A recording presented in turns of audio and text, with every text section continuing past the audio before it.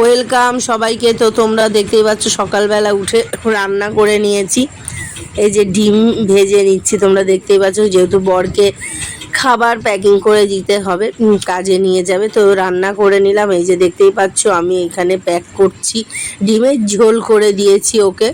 তো সেটাই আমি কিন্তু ঝোল দিয়ে প্যাক করে দিই, প্রত্যেক দিনই খাবারটা প্যাক করে দিই, যেহেতু ও 8:30 9টার মধ্যে বেরিয়ে যায়, যার জন্য তাড়াতাড়ি করতে হয়। তো ওই জন্য এই যে রেডি করছি আমি কিন্তু, তারপরে কিন্তু আমি নিজেও খাবো। ওই একই রান্নায় দুজনের করে নিয়ে ওকে দিয়ে দিই, আমি খেয়ে আবার বেরিয়ে যাই।